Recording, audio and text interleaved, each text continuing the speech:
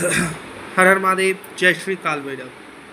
বন্ধুরা, আজকের টপিক কিন্তু কোনো রকম রেমেডি বা কোনো রকম প্রতিকারের বিষয়বস্তু নয়।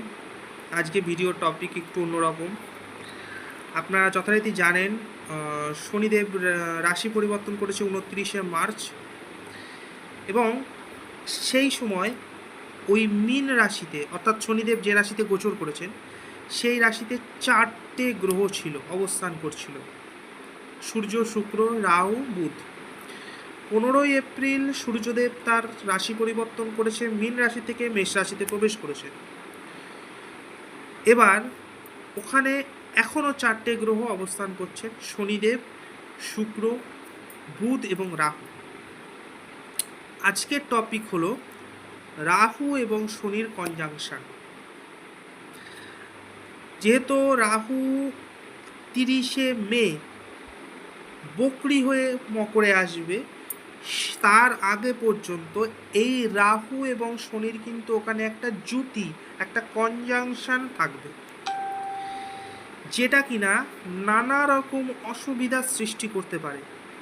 আমরা যদি একটু ইতিহাস নাড়াচাড়া করি বা ইতিহাসের কিছু অন্তত জানতে পারি, তাহলে 1885 সালে এই রাহু এবং শনির কনজাংশন হয়েছিল।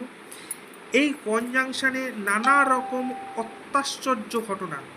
আশ্চর্যজনক ঘটনা ঘটেছিল, রাষ্ট্রের জন্য, দেশের জন্য, আন্তর্জাতিক স্তরের জন্য।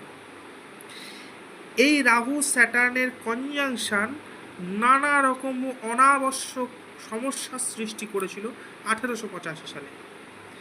এরপর আছে 2002 সাল।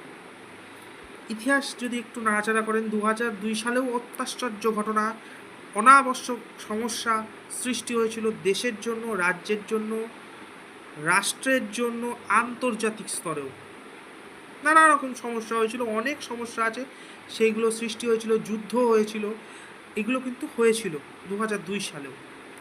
এরপরে আসছে 2025 সালে এই রাহু শনির কনজাংশন বা এই জুতি। এটা কিন্তু আমি অনেক আগেই সাবধান করে দিয়েছি, আবারও সাবধান করছি, অনাবশ্যক বাগবিতণ্ডার থেকে দূরে থাকুন। কেননা রাহু কিন্তু মাইন্ড, আমাদের মাথা, চারিদিকে খেলাবে, অনাবশ্যক সমস্যায় জড়িয়ে ফেলবে। খুব সাবধানে থাকুন, খুব সতর্ক থাকুন। আমি অলরেডি কোনো একটা পডকাস্ট চ্যানেলে আমি বলে দিয়েছিলাম, প্রেডিকশান করে দিয়েছিলাম যে দাঙ্গা হাঙ্গামা কিন্তু এই বছর প্রচণ্ড পরিমাণে হবে, কেননা এই বছর মঙ্গলের বছর, খুব অ্যাগ্রেসিভ বছর।